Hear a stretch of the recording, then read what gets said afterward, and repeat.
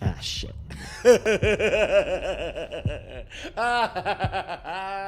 There's so much juggling a lot this week. No.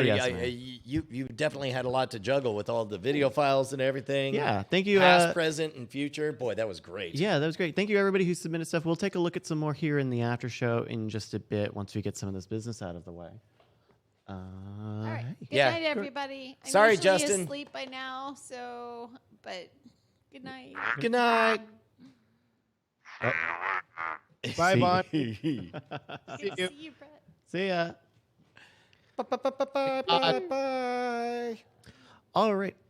Let's take a look at some show titles over at nightattack.showbot.tv, where people have been sending in suggestions for what we should call the episode that we just did right now. Like Raise the Bread, Hard Woo. Hard Woo is pretty good. It was the 80s. Listen to Me, Grandpa. I Raid the Brian. Rictus of Joy made me happy. Oops, DuckTales was racist. Factual fact. We solved racism. Bonnie the Draft Widow. We did for an episode celebrating 300 episodes of our program. We spent a lot of time on institutional racism. I mean, that's been a theme that we've touched on a number of times. Yes, inappropriately delving into things that are inappropriate for the moment is indeed our brand. So I was very excited to be true to it here. We got Return of the King. That would be a fun sort of Cuddle with Cooter. I like. cuddle with a cooter. Who clicks that? Stop listening to this and listen to Raise the Dead. That's a good one. Mute Brett. Mute the guest. Grandpa says wah wah. Let's see. Kennedy didn't run for re-election. You guys went dark. I didn't. I still think, yeah. Sorry, that was me. Sponsored by the Secret Service. Let's see. I'm shocked that there's no titles about the oatmeal or the cereal that dude put his face in. Yeah, that's funny. Bryce gets fired. What did I do? I don't remember that. No one remembers that. No one even thought that. The Pander Bear. Brought Pander back. Move over Ken Burns. The cereal bit. Oh, there it is. There you go. A serial killer bit.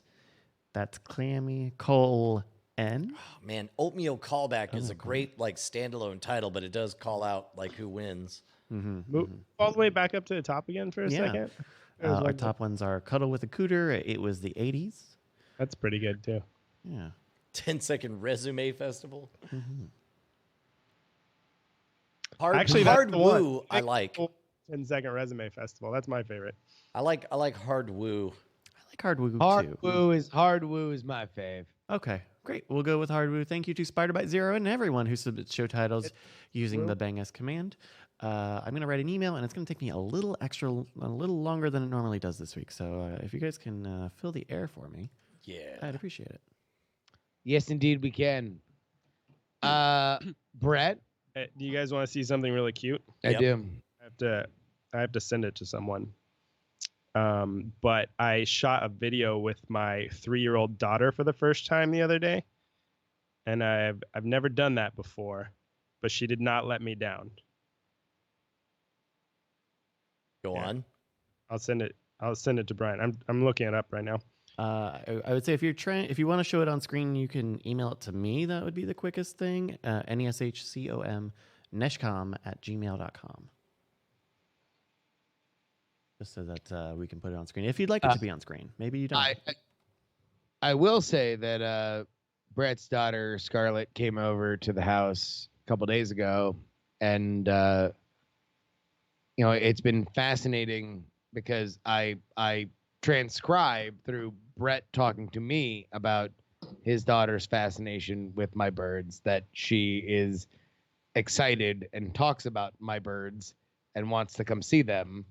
And like this last time that you guys came over was the first time that I actually got the sense from her that she like gave a shit or liked to or was excited by the birds. And also this was the first time that she could actually like stand still for long enough and wasn't constantly terrified to like actually have the bird like Yeah. land Even on has her. like motion, like muscle control at all. Like Yeah. before recently, she was still like such a flubby little kid. Exactly. But it was awesome. It was awesome to see her like come Yeah. by and actually just like enjoy watching, Yeah. birds do silly, dumb bird She's things. gotten fun. Yeah. Finally, but- I left a Yelp review on your daughter. Doesn't seem like she's fun enough, and I hope she brings the fun. So I'm glad to hear that she has. That's good. So the video that I sent Bryce, it's a work in progress, but I shot. Oh, there it is. I won't say anything. I'll just let you guys watch it for a second. Hi, I just got a found a babe girl. What happened to our handmade decorations of our youth? Cheap plastic, commercial trash, and time. No toxic paints. Non-empty googly eyes. They almost always put the eyes on the head now. Organic puffballs. I've been practicing. I have a team of elves standing by. Get one for your own tree this year. There's a post-credits thing too. Dude, you just melted me. Be closer because I don't want to break it. Catch it. Okay, I'm ready.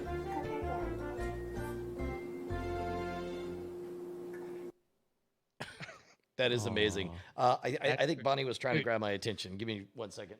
You need to put subtitles. Oh, there's subs. I want to put subtitles in and product photos. Like I said, it was a work in progress. So subtitles, product photos were the two things I wanted to add. And then I don't know. I might do something else to it. I really don't even know what I'm gonna do with it once it's done. Originally, I was thinking, it'd be funny Put it to on put your on fucking Kickstarter Twitter. as a joke. Nah, but, put it on Twitter. Whatever. Like people just dig it. Yeah. And as long as like she's at that point of speech where it's hard to tell if you are not like keyed in on her speech patterns, what she's saying, but it's real enough that if you put words under her, then you'll be like, oh, I know exactly what she's saying, right? Yeah, for sure. Subtitles. But no, that's adorable. And she was like fucking for that age, like she's like stage ready. It was fun. It was one of those things though where you keep feeding her lines. You're like, say non-GMO googly eyes, and she's like non-MGO. No. Yeah. And you're like, well, say non-GMO. No, I don't want to. You're like, all right, well, say recyclable. No, that's non-starter. I'm not gonna try to say recyclable. Fucking diva. Yeah. So early. It was funny though. Kids can't live with them. Can't continue your legacy without them. Just can't live with them. Shit. So how far off is your other daughter from cameoing? From that? From doing something like that? I mean, like this, like just the like. She's to cameo. the part now where we were doing podcasts with Scarlett. Yeah. And then we had to stop. She's because to the she part was where we had to things. stop. Yeah. Gotcha. Yeah. Yeah. She's like, she runs around now, but she doesn't say any words yet. So she's just always getting into things and tearing stuff out of cabinets and stuff, but she doesn't speak at all yet. So the most annoying phase. Yeah. Oh yeah. Absolutely my least favorite phase of parenting in my limited experience is around age right when they start to crawl until they start to talk. Yeah. So like age 9 months to 2 years. Like that's the point where it goes from like, all right, it was cool when you were a blob. Yeah. And we could It was just feed you acceptable when you were a beans, blob. That's a and- definite step down, and then it climbs up again. And then it's like, oh no, now you're just an awful terror. Yeah. Who has lungs and is loud and is also bad, and is just ruining everything. But then eventually you start talking, and you're like, oh my god, like I guess an alien fell to Earth and is just like reciting things about like that's really rad. It's like Yeah. E.T., but it looks like me. And Scarlett's old enough that she actually has like conversations. She has a hard time getting her point across sometimes, but she knows what she wants to say and wants to say it in the context of what you're saying to her. Yeah. It's not just gibberish anymore. Oh no, this was like the first time that when you came over recently, it was like the first time that I remember like actually like Scarlett remembering me. Yeah. Like of just like her being like, oh, I know, Justin is Daddy's friend, Yeah. like, and he's the one who has the bird. She called I you know I Dr. like the Bird's bird. dad the other day. Okay. Yeah. So like that was like the first time that ever I remember like recognition from her that was the thing, but also that there was any kind of back and forth. Have you ever experienced like how much Scarlett talks? Have you ever been around her when she just goes through one of those things where you can't stop her? She just won't stop talking, and you're like, oh my God. Well, anyway, my only point is she does that. Yeah. And it's like, oh, okay, you need to go in the other room and read a And book for a shut minute. up. But what's terrifying is Sloane like babble so much more than Scarlett ever did. So like, Dude, I feel that's like the there's thing. a chance. When Brian comes back, or now he's here, the thing I've noticed between his daughters is the youngest is like fucking light years beyond where the previous two were at her age. Like there is like the very real phenomenon of like you should keep having kids because the kids you have after the kids you first have are just going to be better. Like you're actually like revising them because like especially if they're all coming up like around the same age, like or even like what you have right now, Brian, where you have one that's a little bit younger, like she actually is going to develop far faster because she just has older sisters and all she knows is like, oh, I'm child, their mom and dad, I need to be like child, and be like child is to be 6 years older than she should than she would be otherwise. That's not just in terms of like vocabulary, but also like I don't know, the way you express yourself. Like you see, it's very weird to see 12-year-old gestures and body postures mapped onto a 6-year-old little girl, where she's just like, you know, like that kind of stuff. It's amazing. Nick with a C says, I'm the youngest and this is bullshit. I mean, look, you might think that, but imagine how fucked up you'd be if you didn't have older siblings. Hey. So Scarlett, just because we don't have time to deal with her. So Yeah. she like learned really early on to just like screw off on her own and entertain herself. if anybody wants to knock out that holiday purchases, scamstuff.com. That's the thing. This is the week. It's so stressful because financially this week means so much, but there's ultimately so little you can do to cause anything to go except for decide on a story and hope it's the right story and hope it reaches the right people. Also, like, understand that Monday, Tuesday, Wednesday are bonus days, like that are not indicative of the thing that will happen on Thursday, Friday, Saturday, Sunday, Right. Monday, which Right. are like that's when Papa gets fed. Yeah. And and what's funny was like we in a world where increasingly there's this bizarre arms race for everybody to start earlier than the other guy or whatever. So where we ended up was sort of in the middle of like we did a product launch with the Whiskey Bullets, new product. And Oh yeah, hey, by the way, do you have them whiskey bullets? we do. Can? Oh, like here at the place. Yeah, there might be some in John's. Give me a sec. I'll find out. Yeah. Can you send me some? Because they look dope as shit. Oh, dude, they are. Yeah. No. I could definitely send you some. In fact, did you want to see them now or? Shit, I have no shit to shill this this winter. I can just be fucking free integrated marketing if you just send me cool Mono Rogue shit, and All I'll right. just like post my cool photos and say like, yo, look at my dank whiskey bullets. Done, 'Cause done, also, and like, done. I've been mixing a lot more cocktails lately with just like gin and tonics and whiskeys and everything. So Yeah, it's funny because you wouldn't think that the packaging would matter that much, but like it's a bit of a bold decision to do black on black, for the packaging on there, yeah. and then, but then whiskey bullets, and there's a cartridge here, and then inside below there's a what do you call it? There you go. There's tongs and a bag and everything, but these came out so good. In fact, they were good enough. Like we got an initial order, and then we started putting together stuff, and I'm like, let's say we double that order, and then make that happen. And I'm glad we did because it ends up being just the right amount, I think. But anyway. And they have Modern Rogue written on the bullets. Is that right? Yeah.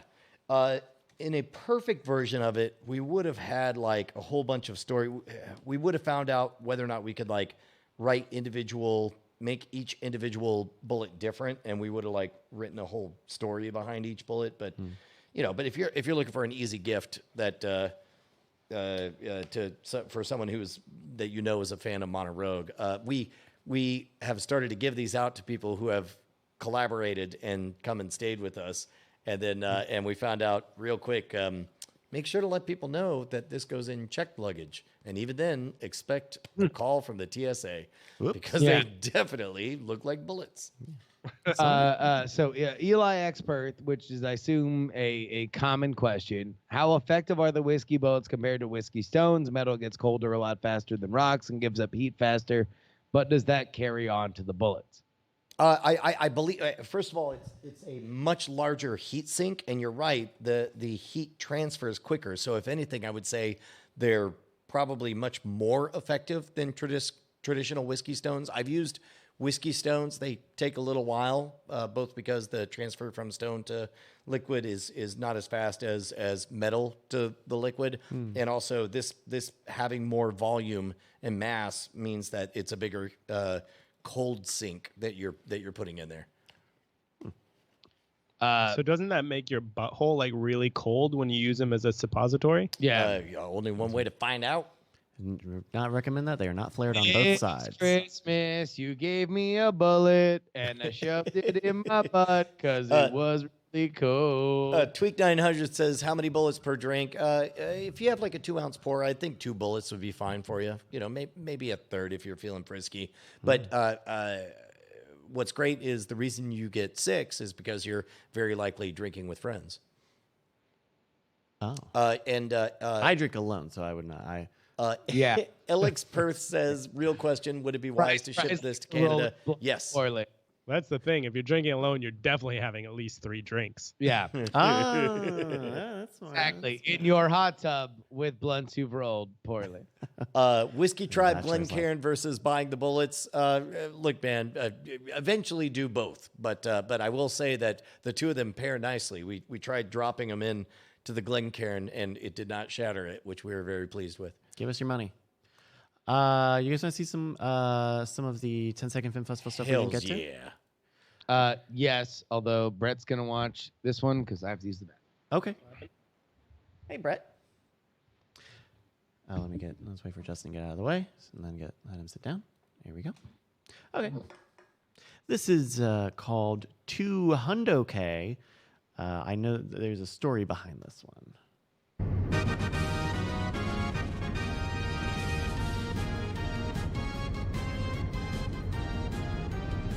What vehicle is that? So this is from BS with BNS. This is from now I'm blanking on his name. But this is a longtime fan. He bought this car when Night Attack started, I believe. Whoa! And so today his car turned over to 200,000 miles. Whoa! And we just turned over to 300 episodes. Dude, that's amazing. Has it been 5 years? It's almost 6 years? Almost 6. That's a lot. It is a lot. That's awesome. All right, let's see. Oh, we got another one from Sherwin. Sherwin, who had the great impressions video. Oh my God, so good. This one is called Notes. What's going on, people? I'm over here coming a toaster oven to toast my bread. It's like somebody left this shit in there. And open it up and does that say help me? Pretty Unexpected good. dark twist on that one.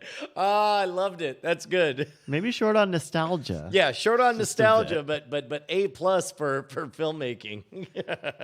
All right, this one is from Sniper Guy. Sniper Guy Gaming is a recent fan. All the childhood cereals in one cereal bowl challenge. Yeah. Not. There we go. It's time for the Eat All the Childhood Breakfast Cereals in a Single Bowl Challenge. You forgot one.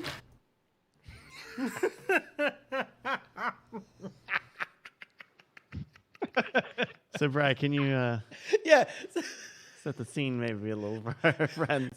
Brett, you want to walk us through this one? Oatmeal. Oatmeal, huh? Turns out it only needs one cereal to ruin all of the best cereals. And he's got some good ones in there. He's got some Cinnamon Toast Crunch. He's got some Cocoa Pebbles, but then a big glop of oatmeal. Looks like Cocoa Puffs. To me. yes, you're yeah. right. Some Fruity Pebbles. No kicks. No kicks. Okay. Yeah. There we But go. oatmeal ruined everything. Poor Sniper Guy. So good. Poor Sniper Guy. All right, here's another one. This is from Scum DM. Scum DM, and this one is called Crazy Tribute Good Real Quality. Remember Crazy Frog? I do. I remember all of it. The highlights, the lowlights. Holy shit. So it goes a little faster. It says he's got some paper. It says, remember Crazy Frog, and it's got his little dick I on like there. the fact that he has Crazy Frog's dick in Yeah, there. and he did have a dick is the thing that we all remember. And then there's a piece of paper that says, I do. I remember all of it.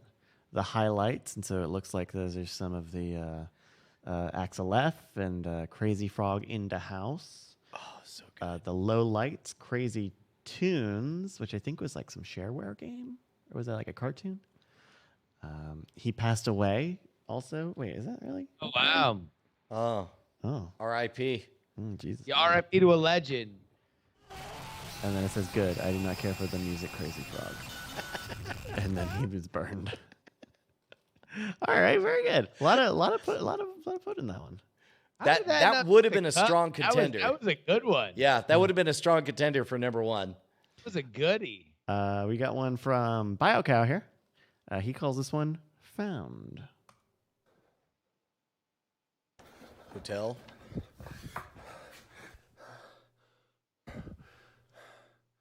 Remember when found footage movies were a thing?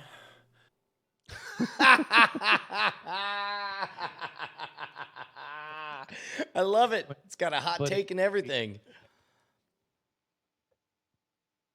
He even goes into like a room where with just a red light, or maybe it's like an emergency stairwell, to deliver his line, his shocking line. I mean, like, Remember when found footage movies were a thing? is that a podcast series that you would listen to just dedicated to found footage movies? I mean, About telling the story of how they were made, or All right, hold on, wait. Let me rephrase the question. Okay. Would you be excited for Mikey Newman to do a series about found footage movies, focusing on the best of the genre? I'd watch him do an episode of that. Episode? certainly an episode, and I would get excited if there was kind of a surprise. It's another episode in that vein. But the moment you say Mikey Newman, you sort of have a spoiler in that you know that by the end of it, you're going to find the joy in that thing, right?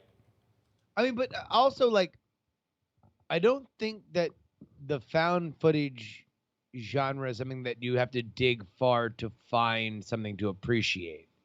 Like, there's so much that is universally beloved about the idea of, like, let's make the scariest story we can with the least resources. Like, that is almost like the essence of horror, right? That's like a scary story around a campfire, which is timeless. I guess what I'm saying is that I would love, among all the like genres of horror that have come up, like teen slasher, torture porn, like of those commoditizable genres, found footage is the one that I'm like, you want to know what? I'll bet you could actually watch maligned found footage movies and find some like really cool, interesting ideas, because they all have to eventually justify why this is being shot, and that has to be creative, like at least on some level, like humanitarily or technologically, there has to be some explanation that kind of gets you to the point of it. I don't know. Is your argument that there are some good found footage movies? Because I agree. Well, no, but my point is, yes, there probably are, right? Yeah. Or there are good ones, but also there are probably bad ones that, in hindsight, now that we're removed from the idea that they're cash cows and that they're like cheap ways to make money, that we can probably appreciate more than we could than when they were like, oh, this is the only movie that comes out, is that everybody has to like magically justify why the camera's in their hand. I never saw the one about people on Skype. I would like to see that one.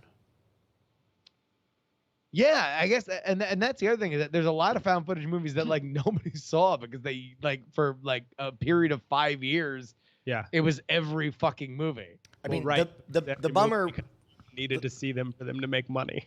Yeah. The bummer with that Skype movie is that nobody can agree on which is the final version, because like George Lucas, they keep updating it every time you go to watch it. It asks if you, because that's a.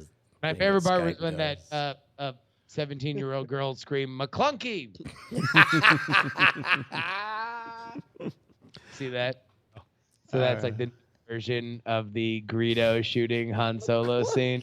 Is that now in the Disney Plus version? So apparently, as part of the 4K re-release, George changed it again. Oh, I saw that. And so now Greedo screams McClunky right before he shoots Han Solo. So at least like it's the best of the revisions, and at least you understand that the reason why Han Solo doesn't die with an assassin shooting first is that he's so fucking stupid that he screams, "I'm murdering you!" before he pulls.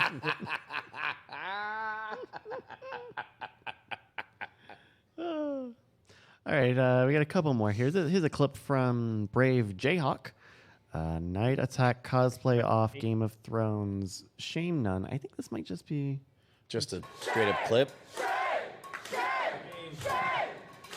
Say what you want about the tenets of National Socialism. You know what? It just needs to be sliced into something else, and it would have been perfect. Who's that goddamn fucking Kurt Cobain Wookiee with the fucking camera right next to the shame nut? Oh.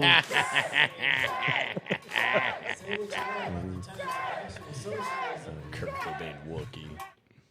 I'm just saying, look. I don't get either of those references, Justin. If there was ever an episode highlighting the lithe attractiveness of Bryce Castillo, it has been this one.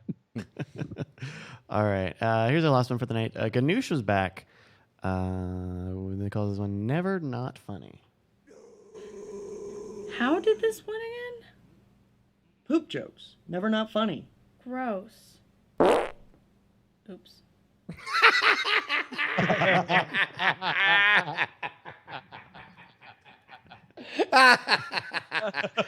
Save the best for last. Thank you, everybody who submitted us 10 seconds of film. I think we actually saw all of them. Thank you, everybody. This was great. This was really good stuff. That was perfect, man.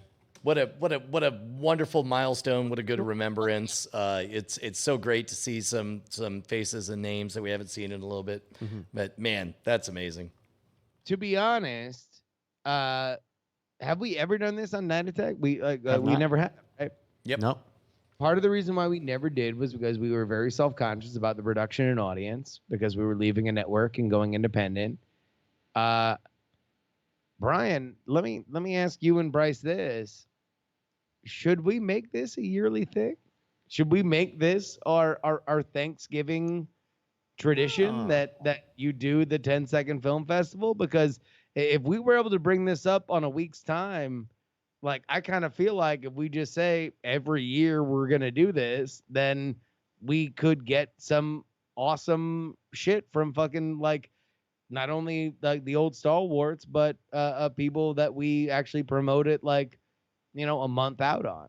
Yeah, And the theme- only nostalgia. Yeah, the theme is always Brett Rounceville. well, we can make it yearly, and I think it'll be great.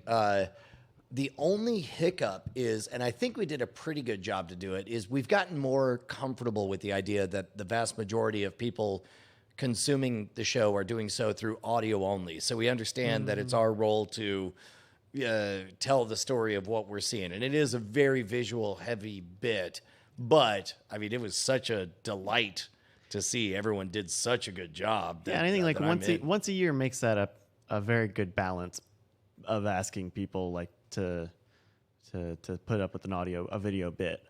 Yeah. On audio. And that's the thing is that it's like it's an event.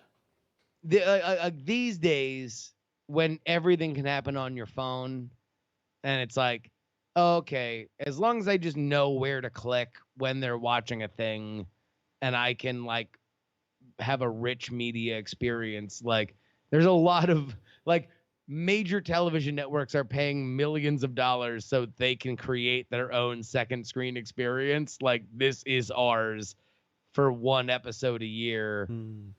I think that's good as long as the shit's good. And I'll tell you what, we proved this. We'd never done this shit on Night Attack. That shit was good. Like it was great. Yeah. Some fucking hilarious stuff. Yeah, I was glad we could fit in seeing those past ones so we could set, because I watched most of these today and got them ordered up, and so I was glad we could set up some of the classic bits so that the oatmeal and the and all could play.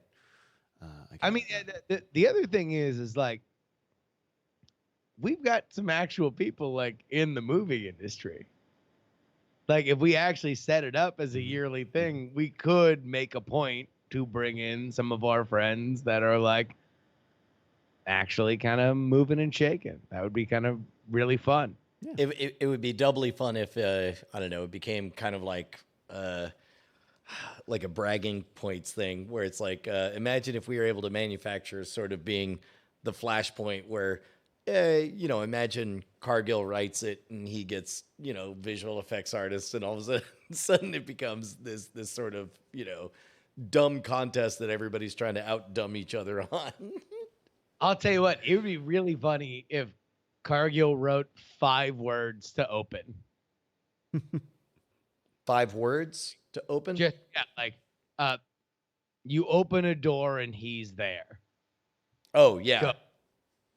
Like, speaking of that cameo stuff, did you see that that Greg Grunberg's doing an Omaze thing where What's you get to go attend the premiere of the last Skywalker Star Wars movie with Snap Wexley? I have not, although it does not surprise me. He is a tremendous I think it's omaze.com/Greg, if I was going to guess. What is Omaze? I don't know what Omaze is. Omaze is basically you're given a charity, but you're also entering in a raffle to go have a crazy experience. So what they do is they contact celebrities and come up with awesome experiences that some people can experience. And so in the case of Greg, he's up there making promises. Like he even says, I haven't told him this, but I'm going to make my friend J.J. Abrams sign your poster.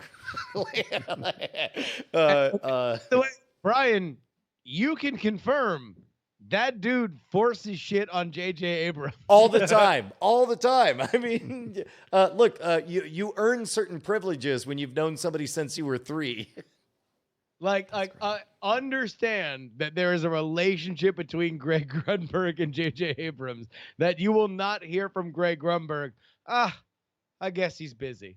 I mean, that was certainly not the case when he drove me to JJ's production studio and barged our way in the middle of a meeting because he wanted to get some footage for a sizzle reel we were putting together. It was unreal. Greg is among the most big-hearted human beings that I have ever met in my entire life. He is a delight as a human and a study in kindness. Like that dude. I don't know if we've told this exact story on the podcast before, but we went to a LA Kings playoff game exclusively because we were in LA at the same time that Greg Grunberg was like, "Oh, come out of this game." We're like, "Oh, how'd you get the tickets?" He's like, "Well, when I was on Heroes, I just knew that the CEO's secretary, I always used to see her, and so I would always just hang out with her, talk to her, and be friends." And then eventually, like, we became such good friends that she was like, "Hey, we have standing tickets to these games, so if you ever want one, just hit me up and I'll let you know whether or not they're taken for that night." And Lakers games, pretty much always taken. Clippers games, 50-50 on taken. Kings games, up to and into the Stanley Cup Finals, good shot. And we were there at a point where it was the case, but that's just, to me, an example of Greg Grunberg understanding that just care about people, talk to the people that actually make shit happen, and shit will happen for you, and that is a universal lesson.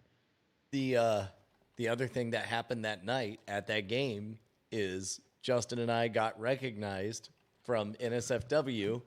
Somebody came up with a device asking to get a picture, looked over at Greg Grunberg and held out the camera saying, do you mind? And he's like, "No, not at all."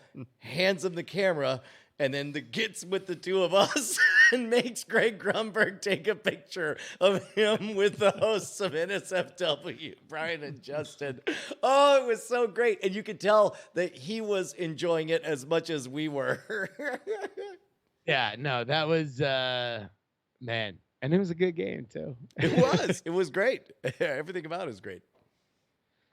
Wait, what were we there for? What were we in fucking LA for? I believe, was that Magic Castle? Because I think that was the same trip. Might have been Magic Castle. I think no. That was also the same time that we did Corolla. That's right? what I'm saying. Yeah, I think that was around that same time. Yeah. Because I don't think we made the trip out just for Corolla. No. That's kind of surreal. I was definitely still at Florida in that point. Right? Yeah? I think so. Yeah. Wow, we've been doing this for a long time. Look at us, remembering everything. Welcome to RememberCast. That's right. All right. Hey, it's after midnight here. Yeah, it's after midnight. We're going to let it all hang out. Friends, thank you so much for joining us. Brett, is there any final things you'd like to say to the audience? No, man, just happy to be here. 300, man. Dude, 300. We've done a lot of these. This is nice. That's right. We'll be back with some more streams later this week. We'll be back with Night Attack 301 next week. All the podcasts you know and love. And then some. Bye. One day you get some and you wake up with your problems solved. Yeah.